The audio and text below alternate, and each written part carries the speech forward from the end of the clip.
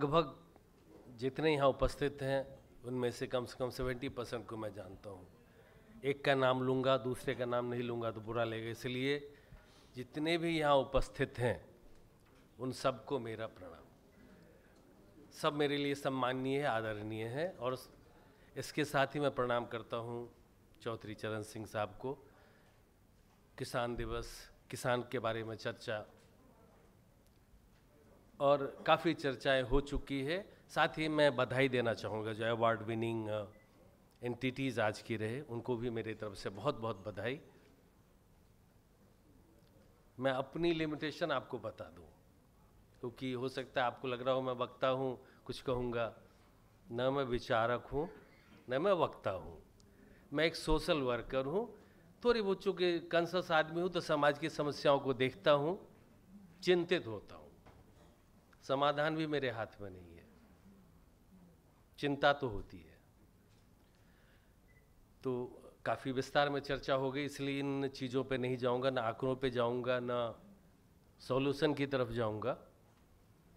मुझे कुछ समस्याएं जो चिंता देती हैं जब मैं गांव में घूमता हूं, चूँकि वही मेरा काम है, महीने में 20-25 दिन तो घूमता ही रहता हूं। सबसे पहले जो चिंता होती है कि भारत में क्या सबको खाना हमेशा मिलता रहेगा क्या? फूड सिक्योरिटी की चिंता। दूसरी चिंता होती है मुझे, क्या हम एनर्जी जिसकी बड़ी ज़रूरत है विकास के लिए, वो हमें सतत उपलब्ध होती रहेगी क्या जितनी ज़रूरत है? तीसरी चिंता होती है, ये सब मैं अपना व्यक्तिगत अनुभव बता रहा हूँ, पानी। क्योंकि मुझे पता है, मैंने देखा है, जब मैं स्कूल जाता था, गांव में पढ़ता था, वैसे ही पैदल जाता था, समर के टाइम में लौट के जब आता था तो एक गमछा रहता था कंधे पर, प्यास लगती थी, नदी के पास मेरा गांव है, सोते से पानी निकलता रहता था, गमछा डालता था, पानी पी लेता था जैसे जानवर पीते हैं वैसे। पानी की चिंता हमें नहीं लगती थी बचपन में, पानी भी चिंता का विषय होगी। आज मेरे उसी गांव में अप्रैल महीने में ही पानी खत्म हो जाता है, चापाकल पानी ही नहीं देता है। बॉटल में पानी तो हम सब पी रहे हैं, ये भी क्या पानी मिलती रहेगी क्या? चौथी चिंता है, स्वाभाविक है, गांव में जाता हूँ, बेरोजगारी बड़ी भयंकर समस्या हो गई है, बहुत ही भयंकर समस्या हो गई है। और बेरोजगार रहने का पहला इफेक्ट होता है उस आदमी की मोरालिटी पर, उसको लगता है मैं डिपेंडेंट हो गया हूँ। और जिसको अपनी अक्षमता का एहसास हो जाए भीतर में, उसकी कहीं ना कहीं डिग्निटी और इंटीग्रिटी कंप्रोमाइज हो जाती है, और ऐसा आदमी जिंदा रह के भी मरा हो जाता है। और जो आत्मा से मरा हो गया है वो कुछ भी कर सकता है, वो देश के लिए बोझ बन जाते हैं। बेरोजगारी कहाँ से दूर होगी? पांचवी जो नायक साहब ने कहा और सबको दिख रहा है कि ये एनवायरमेंटल क्राइसिस जो आ रहा है, क्लाइमेट चेंज का क्राइसिस, उसका समाधान कैसे होगा? छठी समस्या जो मुझे दिखती है आजकल गांव में, भैंस तो मुझे कम खुले मिलते हैं, देखे हुए भैंस वैसे कम है, लेकिन ये गोवंश जो घूम रहे हैं ऐसे ही, जिन्हें कई लोग कहते हैं आवारा पशु। एक्चुअली गौ माता तो माता कैसे आवारा हो सकती है, लेकिन हाँ समस्या तो हो गई है कि गोवंश का क्या होगा रोड पर, गांव में, खेत में। ये किसानों के लिए भी समस्या हो गई है, उसका कहाँ समाधान है? और जब मैं ज़्यादा थोड़ा देखता हूँ, लोगों से बात करता हूँ, तो सबसे बड़ी जो समस्या या इन सारी समस्याओं का जो कारण मुझे नजर आता है वो है मानवीय मूल्यों का अभाव। समाज में इसकी पूरी की पूरी तरह अभाव होती चली जा रही है। जो संवेदनशील मानवीय मूल्य हैं उसमें गजब की कमी आ रही है। यही इन 6 के 6 और भी जो समस्याएं जो समूह आधारित हैं, उसका जो सबसे बड़ा कारण है, हम संवेदनशीलता खोते जा रहे हैं मानवीय मूल्यों के प्रति, ह्यूमन वैल्यूज के प्रति, एक दूसरे के प्रति। ये कारण भी है और इसी का रिस्टोरेशन, इसका समाधान भी होगा। समाधान एक व्यक्तिगत हाथ में नहीं है, समाधान सरकारी व्यवस्था में भी नहीं है, आदरणीय प्रोफेसर रमेश चंद्र जी बैठे हुए बड़े विचारक हैं, लेकिन सर ये मैं कहता हूँ कि इसका समाधान केवल सरकार के पास नहीं है।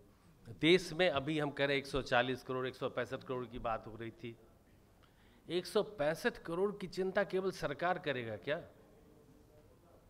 हम सरकार नहीं है क्या? ये चाणक्य की जो राजनीति का जो सिद्धांत है मूलभूत, उसके विपरीत है कि सरकार ही सारी समस्याओं का समाधान करे। सरकार की तरफ ही हम देखें। देश की आज़ादी हमें किसी राजा ने दिलाई क्या? फ्रीडम स्ट्रगल क्या किसी राजा ने किया क्या? किसी सरकार ने किया क्या?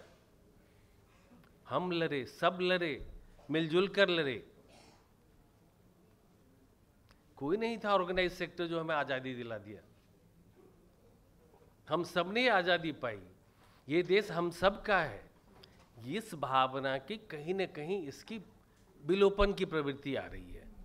लोगों को लगता है सरकार एक है, हम अलग हैं, सो गवर्नमेंट वर्सेस सिटीजन, ये जो एक आ रही है, जो फैक्ट है, ये हम चीज़ को ना माने तो ये जो भी 3 नारे हैं ना सरकार के, सबका साथ, सबका विकास, सबका विश्वास, इसके साथ एक और चीज़ जुड़नी चाहिए सर, वो है सब पर विश्वास। और जब सब पर विश्वास की हम बात करेंगे, वही है कोऑपरेटिव वैल्यूज। कोऑपरेटिव संस्थाएं बना लीजिए, हर गांव में कोऑपरेटिव बन जाएगी, but if it is seen as government driven programme, तो ये कभी नहीं चलने वाला। ये लोगों के बीच से आना होगा इस भावना को। कोऑपरेटिव दिल की भावना है, कोऑपरेटिव रूल की भावना नहीं। It can not be run with rules. Cooperative has to be run with human values, emotions. वो जो इमोशन, वो एक दूसरे को कनेक्ट करता हुआ जो भावना है, गांव सबका है, गांव केवल प्रधान का नहीं, देश सबका है। ये भावना कहां से आएगी? इसके लिए जागरूकता करनी होगी, केवल पैसे से नहीं होगा।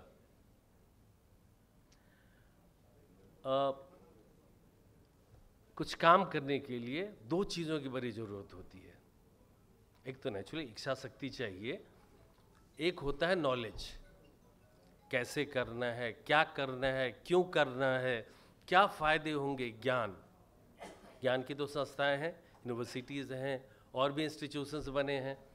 दूसरा इंपॉर्टेंट फैक्टर होता है मार्केट, इनपुट का भी, आउटपुट का भी। इस दोनों को कैसे हम यूज़ करेंगे? अगर हमारे पास इच्छा शक्ति है और ये दोनों चीज़ हैं, तो इसको यूज़ करने के लिए चाहिए पैसा, वो तो चाहिए। फाइनेंशियल एम्पावरमेंट बहुत ज़रूरत है। तो ये क्या केवल ग्रांट से मिलेगा क्या? केवल अनुदान से होगा क्या? पैसा तो पैसा है, चाहे अनुदान से मिले या बैंक लोन से मिले। तो सर क्या ऐसा नहीं हो सकता कि सरकार सब स्कीम को करके एक चीज़ इंश्योर कर दे, बैंक को सॉवरेन गारंटी दे दीजिए कि तुम बांटो किसानों को, गांव को, तुम्हारा एक एक पैसा सुरक्षित है, अगर डिफॉल्ट होता है तो सरकार इसकी गारंटी लेती है। ये जो प्रोसेस रिलेटेड जो ऑब्स्टेकल्स हैं गांव लोगों को लोन लेने में, उसको ख़त्म कर दीजिए। बैंकों को इंश्योर कर दीजिए कि तुम्हारे एक एक पैसे गारंटीड होंगे। मैं तो आपकी तरह सर मैं अध्ययन नहीं करता हूँ, लेकिन मेरा जो मोटा मोटा अंदाजा है, जैसे फूड सिक्योरिटी में, फर्टिलाइज़र में, मतलब इस तरह में लगभग 15 से 16 लाख करोड़ तो सरकार, भारत सरकार सालाना देती है। जो फ्लैगशिप प्रोग्राम्स है किसान के लिए, होता है एक स्कीम है समृद्ध, ये बहुत सारे हैं। ये 16 लाख करोड़ आप किसानों के लिए अलग कर दीजिए, एक नेशनल फंड बना दीजिए, sovereign fund for farmers. 16 lakh 20 lakh crore रख दीजिए उसमें। राज्य, ये सारे राज्यों के भी हैं, अगर राज्यों का भी पैसा जोड़ दीजिए तो लगभग 30 से 40 लाख करोड़ के आसपास हो जाएगा सर। इसको सॉवरेन फंड बना दीजिए। इस फंड से जो रिटर्न आएगा उतने में एक एक लोन की गारंटी हो जाएगी, किसान को पैसा मिल जाए, किसान की अपनी कोऑपरेटिव हो जाए, किसानों को ना। दूसरा, I strongly differ from this, corporate को डायरेक्ट इन्वेस्टमेंट गांव में नहीं करना चाहिए। गांव कोऑपरेटिव को छोड़ दीजिए, किसानों की कोऑपरेटिव बनने दीजिए। इतना इंश्योर कीजिए और उस कोऑपरेटिव को इतना एम्पावर कर दीजिए कि भाई तुम्हारे मेंबर जो भी उगाते हैं एक एक दाना उनकी खेत से जाके उठा लो और मिनिमम एमएसपी उसके खाते में क्रेडिट कर दो। अगर वो कहता है तो कहता है कि नहीं मेरा 6 महीने बाद बेचो तो उसका रख दो उसका बैग। बट किसान को अपने उत्पादन को बेचने की परेशानी ना हो। और वो कौन इंश्योर कर सकता है? उसकी अपनी कोऑपरेटिव जो हर गांव में एक बन जाए, उस कोऑपरेटिव को लिंक कर दीजिए आगे, इसके आगे कॉरपोरेट आ जाए। लेकिन प्राइमरी लेवल पे किसानों की संस्था किसानों के रहने दीजिए। गांव में कॉरपोरेट इन्वेस्टमेंट की जरूरत नहीं है। गांव में तो कोऑपरेटिव के थ्रू इन्वेस्टमेंट हो और वो कोऑपरेटिव हो सेल्फ ड्रिवन। कोई जरूरत नहीं इतना सरकार को, कोऑपरेटिव तो बना लेंगे किसान। एक माहौल पैदा करना होगा, एक जागरूकता पैदा करना होगा, पैसा देना होगा उसके हाथ में। बिना पैसे के तो होगा ही नहीं, सवाल ही उठता है। ये पैसा बैंक दे देना, बैंक का एक बिजनेस भी बढ़ेगा, बैंक बढ़ेंगे भी, हर गांव में कोऑपरेटिव बनेगी, वही लोन दे दे किसान को। वो अगर किसान कहता है कि नहीं मेरी खेती तुम ही कर दो कोऑपरेटिव वाले, तो कोऑपरेटिव खेती कर दे। सो ये डिफरेंट मॉडल्स फ्लेक्सिबल होने होंगे क्योंकि हर गांव की प्लानिंग उसी हिसाब से होगी। भारत में नेशनल लेवल पे एक डायरेक्शन हो सकता है, नेशनल लेवल पे कोई प्लानिंग नहीं होनी चाहिए। हर गांव की अपनी अपनी समस्या है, हर लोग अपने तरह के हैं। ये अगर सर एक करवा दीजिए इतना काम, जैसा मेरा गांव घूमने से मुझे लगा कि लोगों को पैसा मिल जाए आसानी से, बैंक दे दे बिना किसी हासिल के। बैंक को गारंटी कर दीजिए कि तुम दो।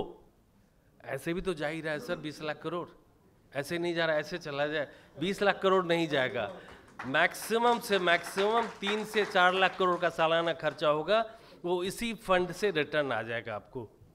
ये फंड लगाइए डिफेंस में, ये फंड लगाइए नेशनल डेवलपमेंट में, कनेक्टिविटी में।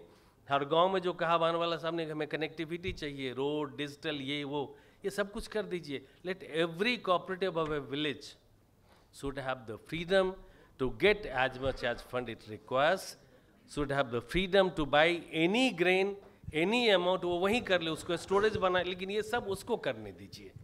सरकार इस सब के लिए स्कीम ना लाए, जरूरत ही नहीं इसकी। क्योंकि जब भी आप ये स्कीम लाते हैं, सब्सिडी देते हैं, तो प्रोसेस ऑफ एलिमिनेशन चालू हो जाता है, क्योंकि उसमें लिमिटेड बजट होते हैं, वो सबको अवेलेबल नहीं हो पाता है। समय कम है, सॉरी, मैंने पहले कहा मैं विचारक नहीं हूँ, चिंता करता हूँ, चिंतक हूँ, क्योंकि देखता हूँ, गांव घूमता रहता हूँ, इसी के लिए अपने को समर्पित कर दिया है। अगर सर मेरी सुझाव आपको अच्छी ना लगी हो तो मैं क्षमा चाहता हूँ, और आप सबसे भी क्षमा चाहता हूँ अगर मेरी बातें आप लोगों को कहीं चुभी हो तो।